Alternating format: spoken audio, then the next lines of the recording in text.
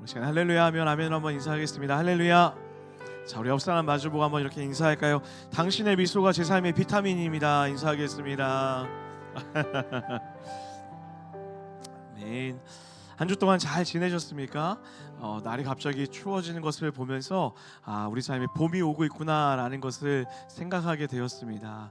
사랑하는 여러분, 추운 겨울이 지나야 봄이 오듯이 우리의 삶에도 하나님의 은혜의 봄이 다가오고 있음을 믿습니다. 오늘 이 예배가 그 따뜻한 은혜의 봄을 사모하는 예배, 또 하나님의 크신 사랑을 경험하는 예배가 되기를 소원하는데요. 우리 그런 의미로 마지막으로 한 번 더 옆 사람 보고 인사할까요?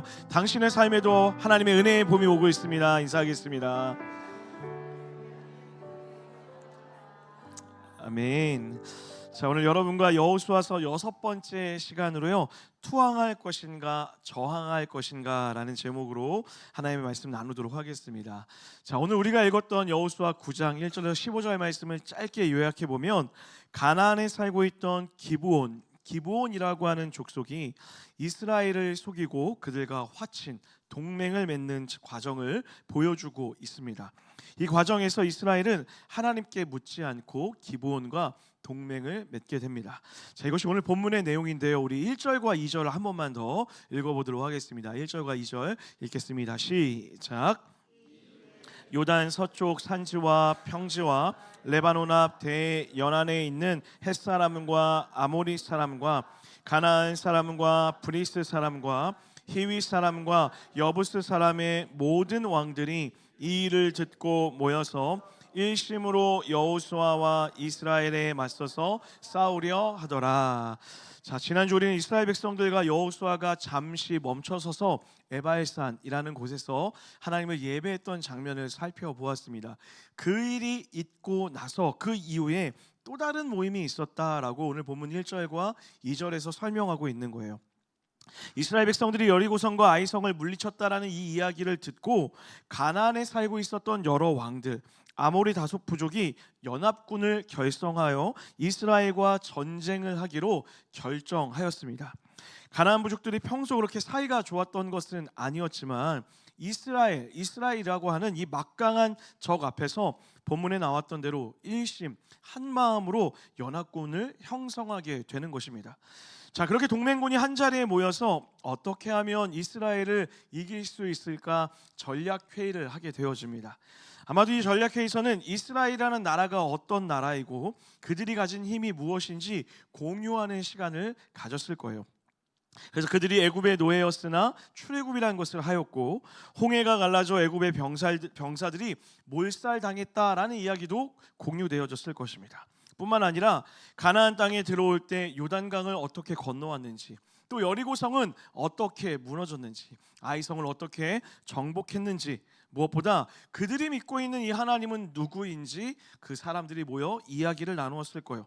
아마도 그 안에서 웅성웅성거렸을 거예요. 정말 요단강이 그렇게 갈라진 게 맞는 거야? 여리고성이 정말 그렇게 무너진 게 맞아? 아이성이 그렇게 쉽게 무너졌다고? 도대체 하나님은 어떤 분인기에 그런 일들이 일어나는 거야? 라고 그 사람들이 소유했을 것입니다. 이제 그들에게 주어진 선택지가 두 가지밖에 남지 않았어요. 무엇입니까? 저항할 것인가? 투항할 것인가? 두 가지 선택밖에 남지 않은 것입니다. 안타깝게도 그들은 방금 우리가 읽었던 1절과 2절 같이 하나님께 저항하기로 결정합니다.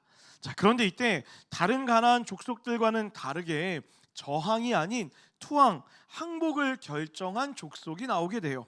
그 족속이 바로 오늘 제가 여러분과 함께 다루고 싶은 기브온 사람들, 기브온 족속이었습니다. 자, 3절 한번 다시 읽어볼까요? 3절에 보면 이런 표현이 나오는데요, 한 목소리로 다 같이 읽겠습니다. 시작. 여호수아가 여리고와 아이에 행한 일을 듣고, 자, 가나안 사람들이 함께 모여 하나님이 행하신 일에 대한 이야기를 함께 들었습니다. 분명 똑같은 이야기와 똑같은 정보를 공유했습니다. 하지만 기브온 족속만이 저항이 아닌 투항, 항복하기로 결정하고 있는 거예요. 그리고 결론적으로 이 결정으로 인해 기브온 모든 사람들은 살았지만 연합군은 대패를 경험하게 됩니다. 사랑하는 여러분, 저는 오늘 가나안 연합군과 또 기브온 사람들의 모습에서 우리가 신앙생활에서 흔히 보일 수 있는 두 가지 반응을 발견하게 됩니다. 우리 한번 따라할까요? 투항할 것인가? 저항할 것인가? 자, 여러분, 하나님의 말씀이 들려지고 하나님의 통치가 일어나는 장소에서는 이 두 가지 반응이 항상 일어나게 되어 있어요.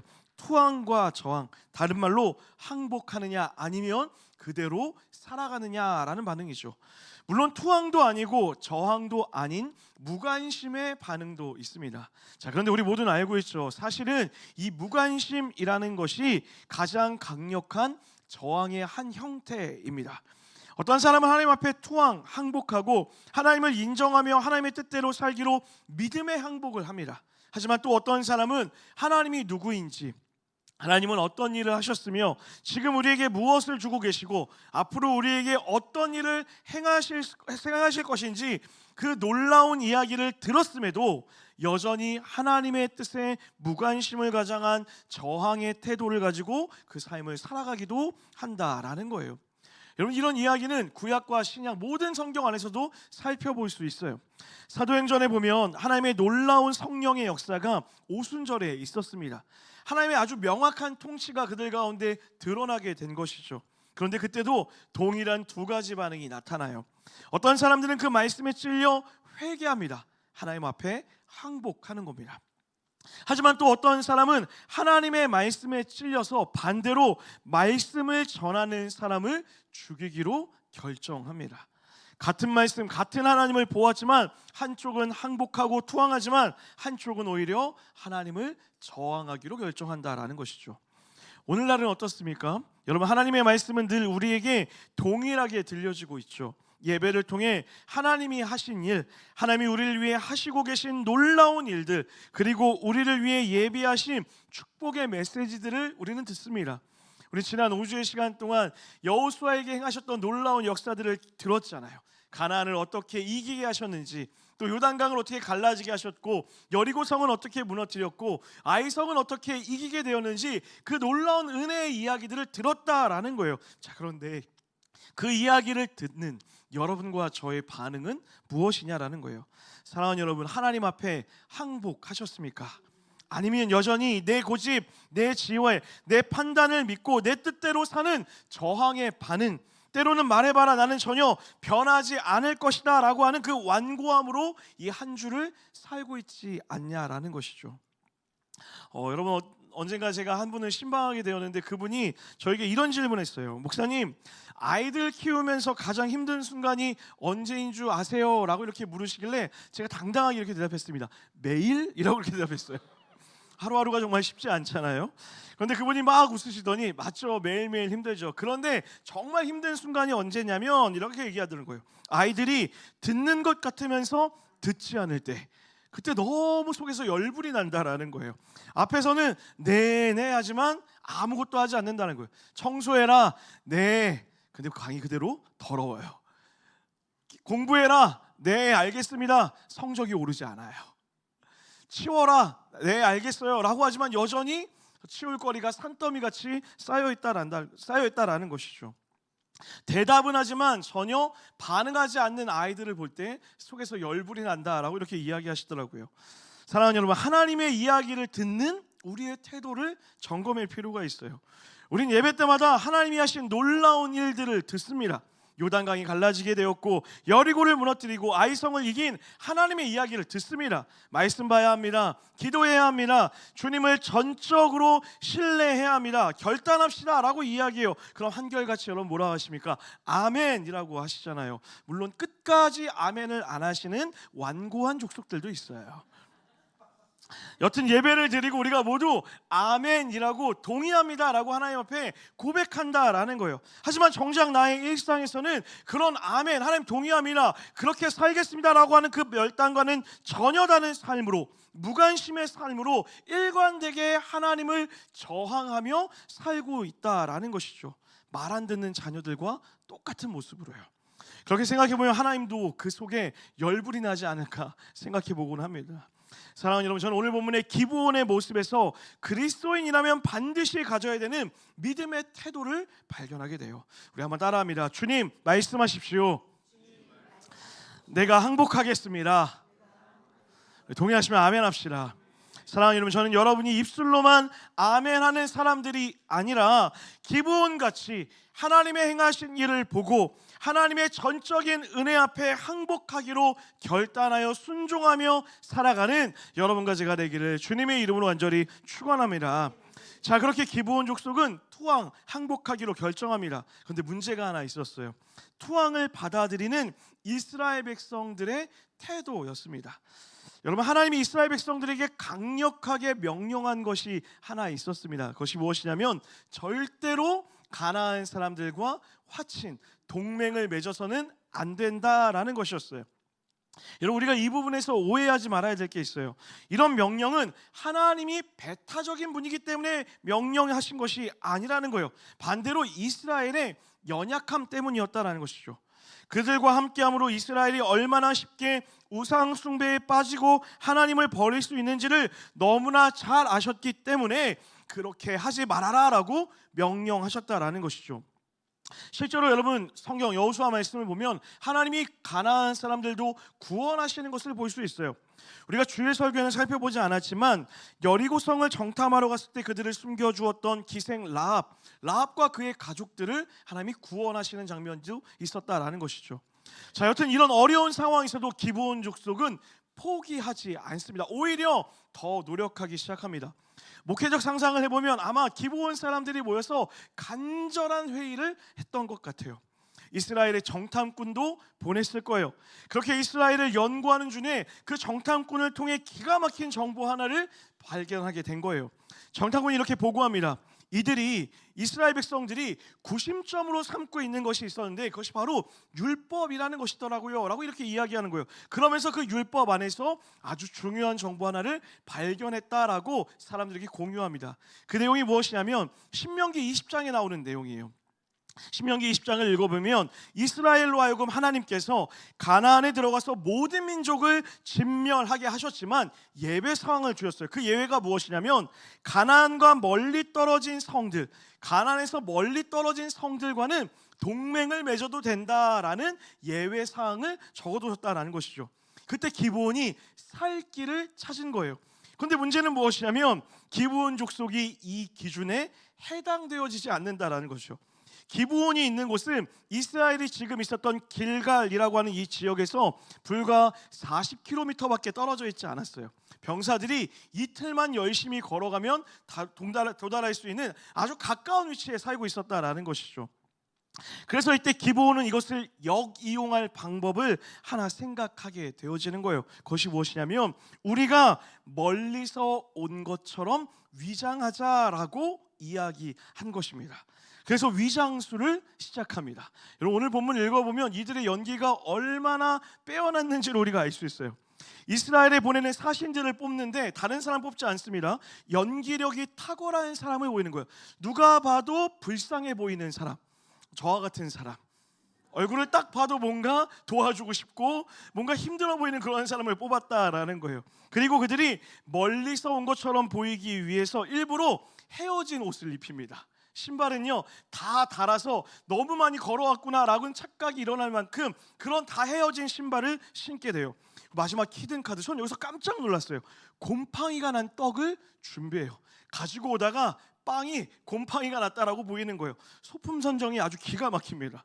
자, 그렇게 이스라엘 사람들을 마주합니다. 그리고 이런 불쌍한 모습을 하고 찾아와서는 8절 상반부에 이렇게 이야기하는 거예요. 다 같이 한번 읽어볼까요? 읽겠습니다. 시작. 우리는 당신의 종들이니이다. 자, 여러분, 동맹을 맺으러 와서 이렇게 얘기하는 거예요. 나 당신과 동맹 맺겠습니다 라고, 내 카드가 이것입니다 라고 이야기하는 것이 아니라 아주 초라하고 아주 불쌍한 모습으로 우리는 당신들의 종입니다 라고 이야기하고 있다는 거죠. 같은 위치에서 이야기하는 것이 아니라 내 위치가 당신들보다 한참 밑에 있는 그런 작은 자입니다 라고 인정하며 비굴한 모습을 보여주고 있다는 거예요. 여러분, 우리가 이 부분에서 한 가지 오해하지 말아야 될 거 있어요. 기브온이라는 이 족속이 절대로 힘이 없는 족속이 아니었다라는 거예요. 10장 2절에 보면 이런 표현이 나와요. 다 같이 한번 읽어볼게요. 10장 2절입니다. 시작. 아이보다 크고 그 사람들은 다 강함이라. 왕도와 같은 큰 성을 가진 사람들, 기브온 족속은 그 일대에서 가장 큰 족속이었다라는 거예요. 절대로 작은 민족이 아니었습니다. 실제로 여러분 이 본문을 원어로 살펴보면 강하다라고 하는 것을 전사라는 의미로 해석할 수 있어요. 싸움에 능하였다라는 거예요. 하지만 지금 이들은 자신의 강함과는 비교할 수 없는 더 큰 존재를 마주했어요. 바로 하나님이라는 것이죠. 그 이야기를 들었습니다. 그리고 그 이야기를 듣는 그 순간 내가 가진 힘과 내가 가진 땅의 크기가 아무것도 아닌 것을 깨달았다는 거예요. 그리고 철저히 항복하기로 결정하는 거예요. 왜요? 이유가 간단하지 않습니까? 항복하는 것이 살 길이기 때문에 그래요. 기브온 족속은 지금 살기 위해 노력하고 있는 거예요. 그 어렵다는 모세의 율법을 공부하고 빈틈을 찾아냈고 정보를 얻기 위해 노력하고 있습니다. 심지어 나에게 불리한 정보임에도 불구하고 그것을 역이용하는 기지와 담대함 또한 갖고 있었습니다.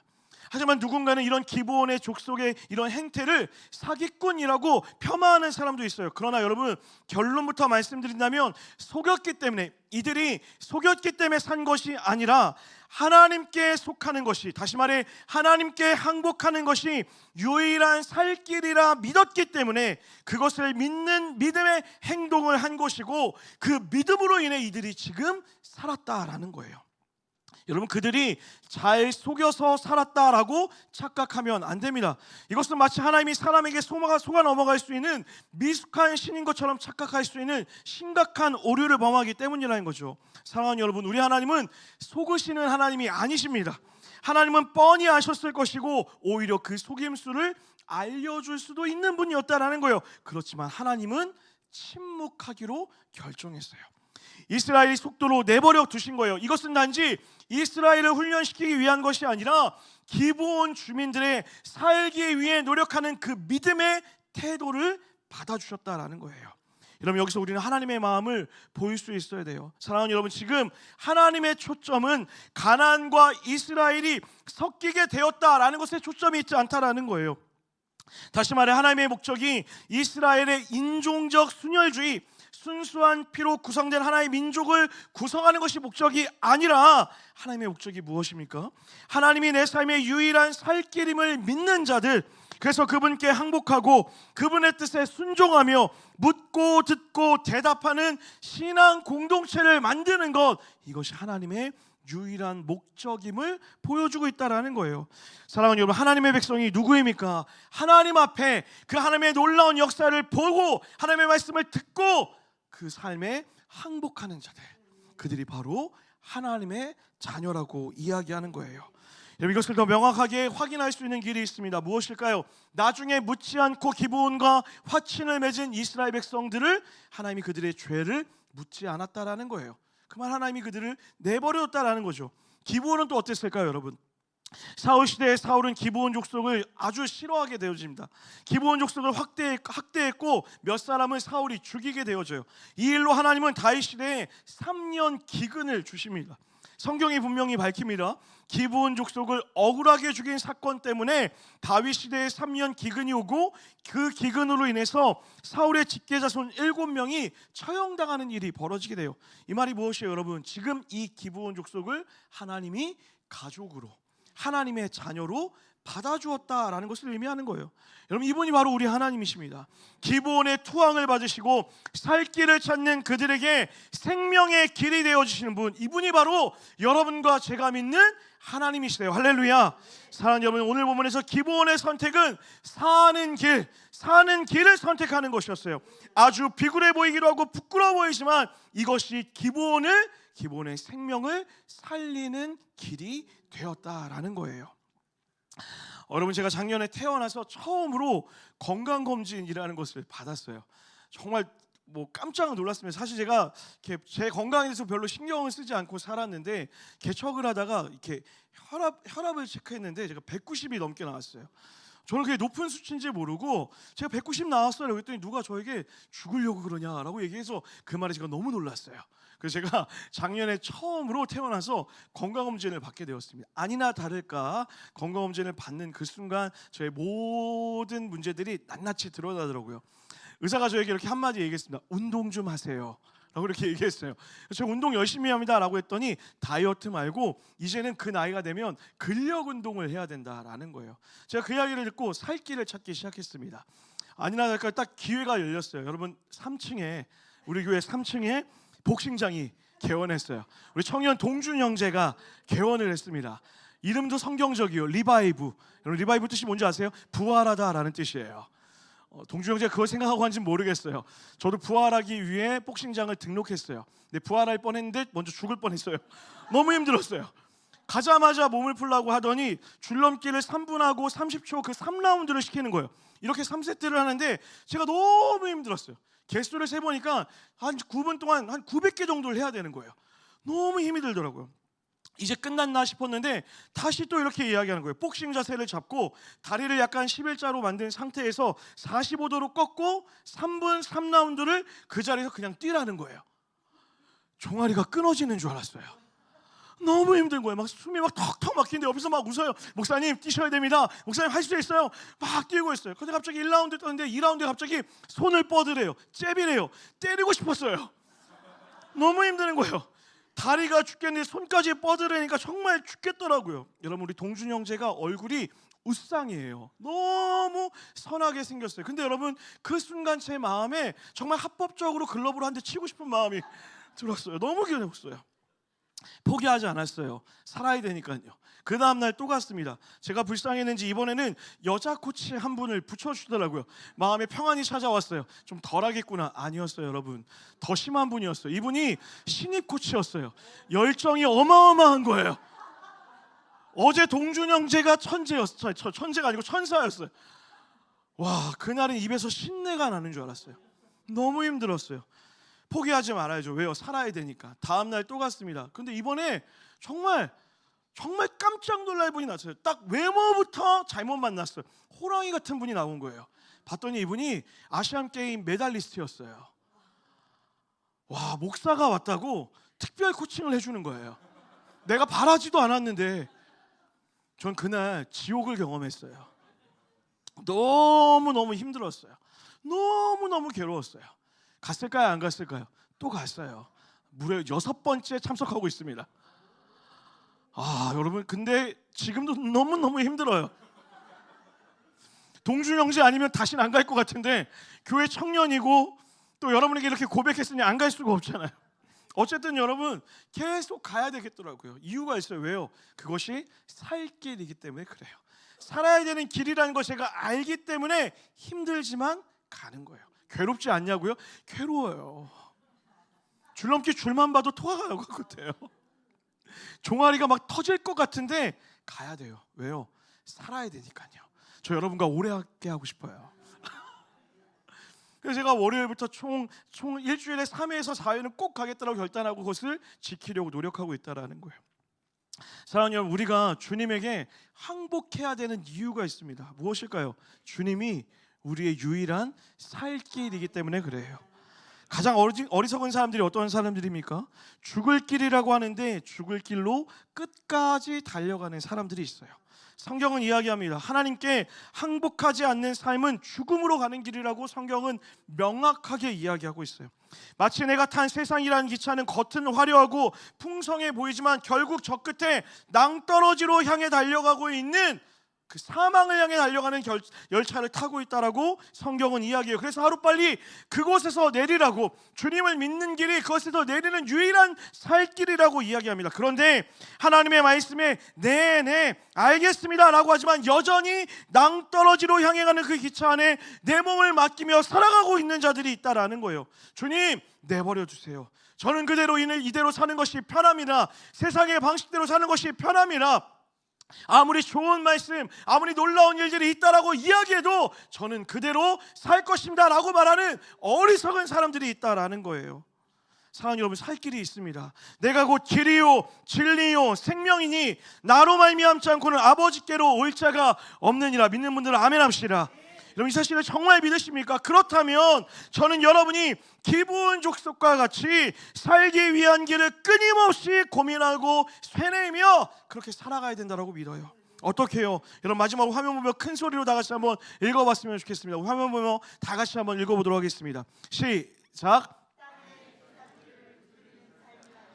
하나님 나라의 계산기를 두드리는 삶을 살아갑시다. 동의하시면 아멘 합시다.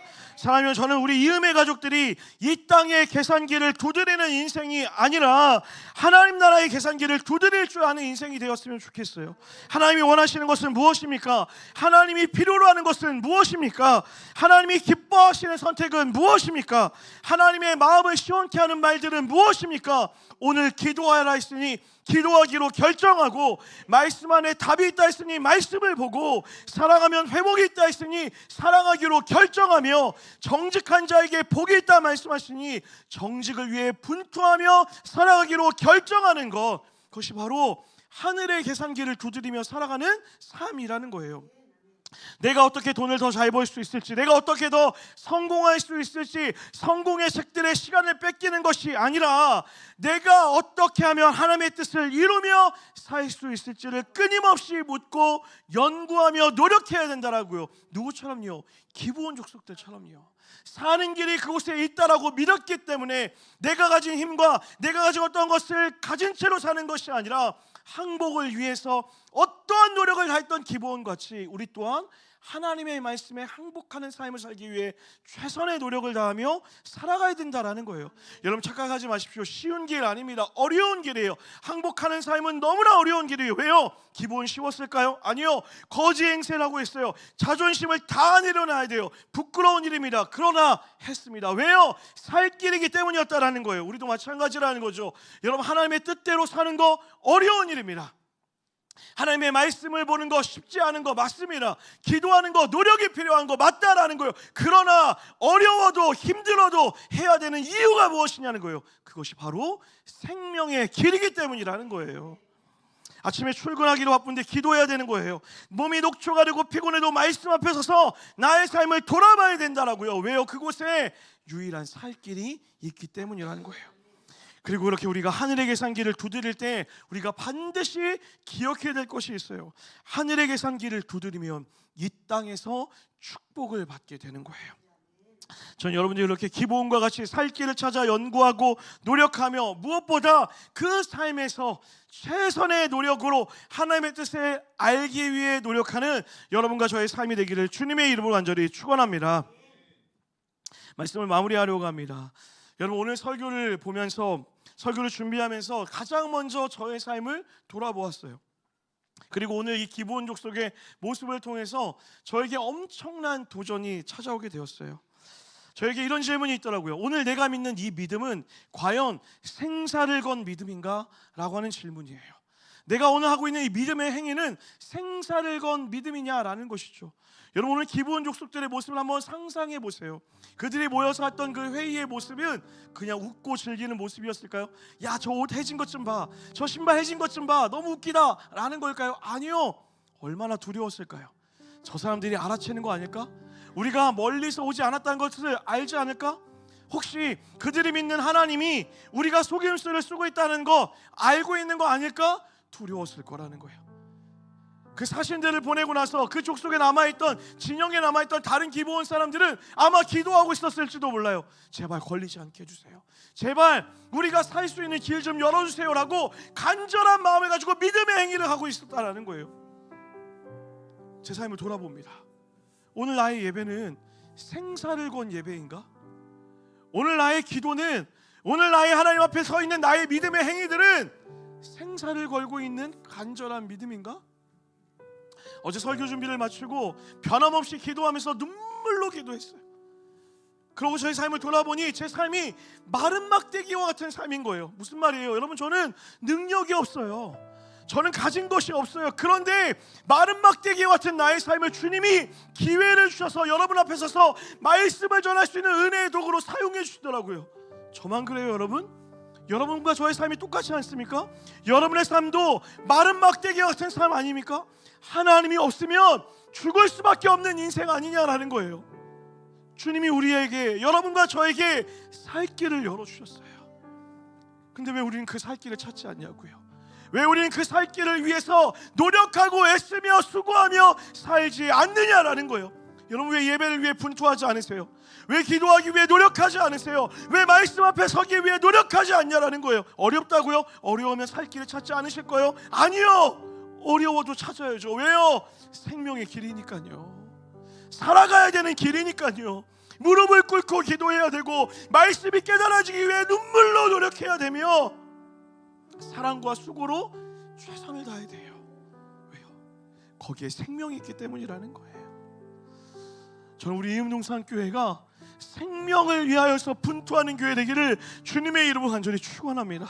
우리의 신앙생활이 그저 편하게 와서 예배하고 그저 편하게 와서 좋은 말씀 듣고 위로의 말씀을 듣고 돌아가는 것이 아니라 매주의 예배가 하나님이 살 길을 열어주신 것을 믿고 그 살 길을 따라 살겠다는 믿음의 간구한 결단과 의지를 가지고 예배하는 것, 다른 어떤 때보다 최선의 예배를 드릴 수 있고요, 다른 어떤 때보다 전심의 기도를 드릴 수 있고요, 다른 어떤 때보다 믿음의 고백을 할 수 있는 거예요. 그것이 바로 우리의 삶의 믿음이 되어야 된다는 거예요. 그런 자들을 주님이 반드시 살리실 줄 믿습니다. 하늘의 계산기를 두드리는 자들에게 영원한 축복이 반드시 주어지는 거예요. 전 여러분이 우리 이문동산교회가 제가 그렇게 생사를 건 믿음으로 주님을 예배하게 되기를 주님의 이름으로 간절히 축복합니다. 우리 그 마음 담아 같이 한번 찬양하며 기도하며 나아갑시다. 수많은 무리들 줄지어 수많은 무리들 줄지어 그분을 보기 위해 따르네. 그분을 보기 위해 따르네. 평범한 목수이신 그분 주님 앞에 항복하는 것입니다. 모든 무릎이 꿇어 경배하네. 우리가 항복할 때 모든 문제들이 끊어지게 될 것입니다. 문제들 하나하나 죽음까지도 힘을 잃고요, 죽음까지도 힘을 잃고 생명의 근원 되신 그 예수의 능력이 생명의 근원 되신 예수 여러분과 저를 반드시 살게 할 줄 믿습니다. 우리 그 하나님의 이름을 전심으로 찬양합시다. 예수 이름 높이세. 예수 이름 높이세. 능력의 그 이름 아멘. 예수 이름 높이세. 구원의 그 이름 예수 이름을 부르는 자 예수의 이름을 믿는 자 예수 이름을 믿는 자 예수 이름 앞에 나오는 자 복이 있도다. 복이 있도다. 나의 계획이 모두 다 실패한 그 순간에도 주님이 함께 하십니다.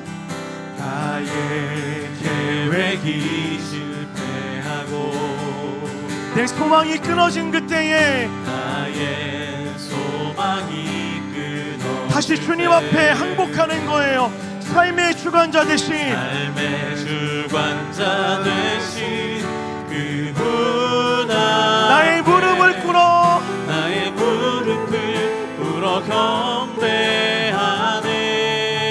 내 모든 삶을 주님께 맡길 때 나의 삶을 그분께 맡길 때 여러분, 지는 것이 이기는 것입니다.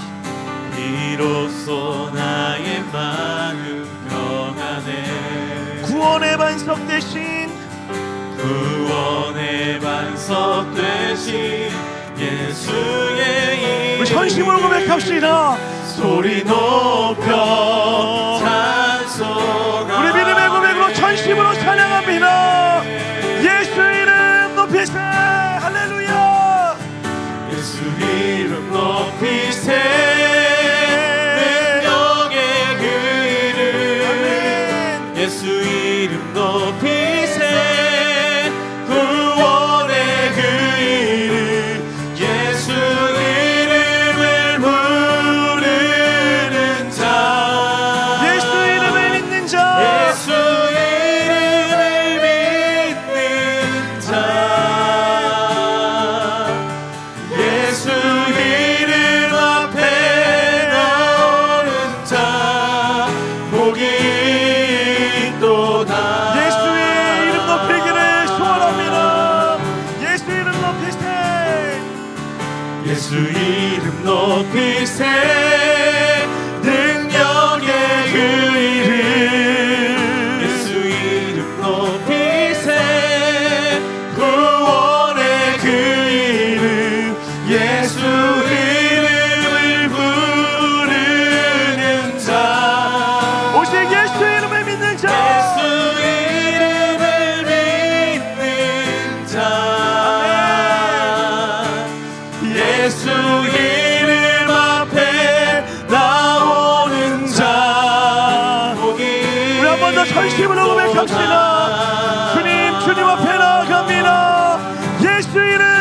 올리세. 할렐루야. 예수 이름 높이세.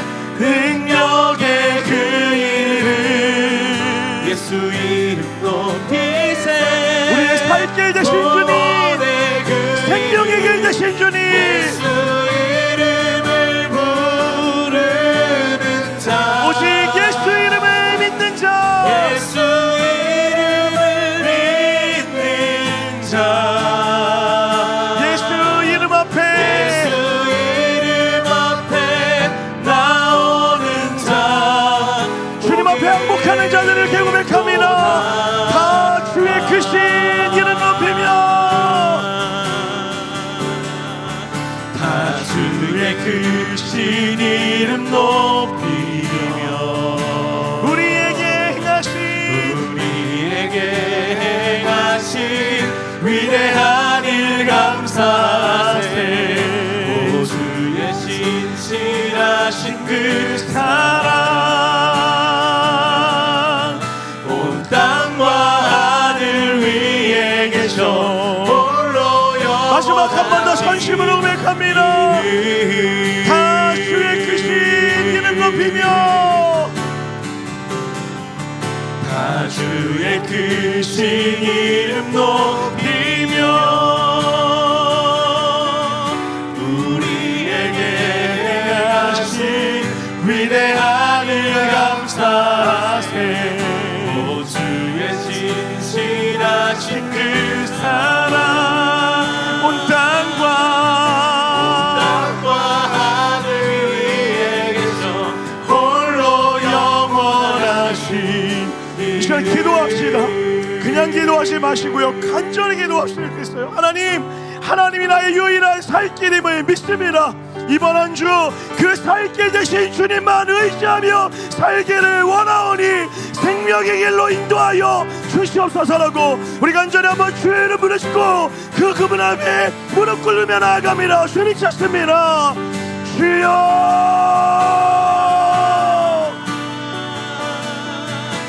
주님, 우리 모든 것을 주님께 드리며 나아갑니다. 홀로 영원하신 다 주의 크신 이름 높이며, 모든 것을 주님 앞에 내어 맡겨드립니다. 우리에게 행하신 오직 하나님만 의지하며 나아갑니다. 생명의 길 되신 주님, 모든 것을 주시는 주님, 내 모든 것을 내어 맡겨드리고 그 생명의 길을 따라 걷게 하여 주시옵소서. 모든 것 대신 하나님을 따라 살기를 원합니다. 주님만 의지합니다. 주님만 바라봅니다. 살아갈 수 있는 길이 있음에도 포기하며 살던 나를 불쌍히 여겨주시옵시고 생명의 길을 열어 걷는 내가 되게 하여 주시옵소서.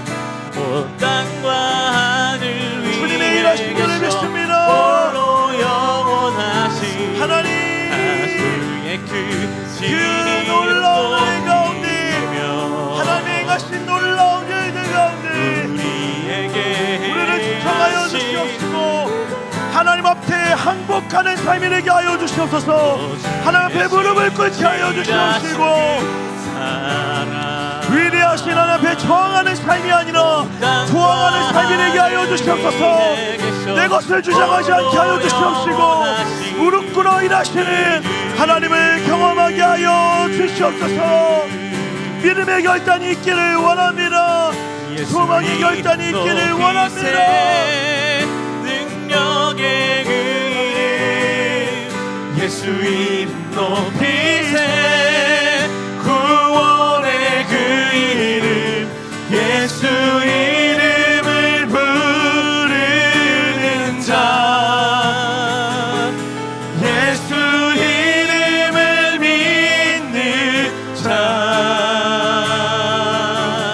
예수 이름 앞에 나오는 자 복이 있도다. 사랑이 많으신 하나님, 오늘 하나님의 그 생명의 말씀 앞에 저항하는 인생이 아니라 투항하는 삶이 되게 하여 주시옵소서.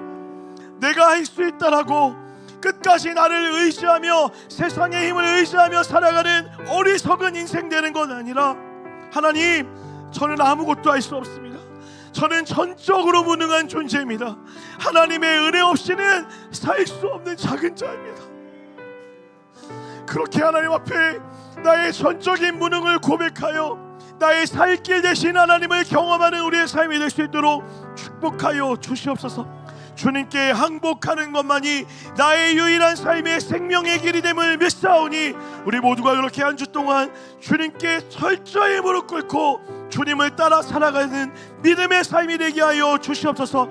주님 입술로만 살겠습니다라고 고백하는 것 아니라 예배하게 하여 주시옵시고, 기도하게 하여 주시옵시고, 말씀 앞에 서게 하여 주시옵시고, 성령의 열매를 가지고 하루하루 살 수 있는 믿음의 결단이 있는 한 주 될 수 있도록 주여 축복하여 주시옵소서. 주님, 그렇게 살 때에 우리를 살리시며 생명의 길로 인도하시는 하나님의 은혜를 경험하게 될 줄 믿사오니, 하늘의 계산기를 두드리는 삶이 될 수 있도록 축복하여 주시옵소서. 이번 한 주도 우리에게 놀라운 은혜를 주실 하나님을 소원하오며, 이 모든 말씀 걸어가신 예수 그리스도의 이름 받들어 간절히 기도드렸습니다. 아멘. 우리 영원한 승리신 하나님께 감사와 영광의 박수 올려드립니다. 할렐루야.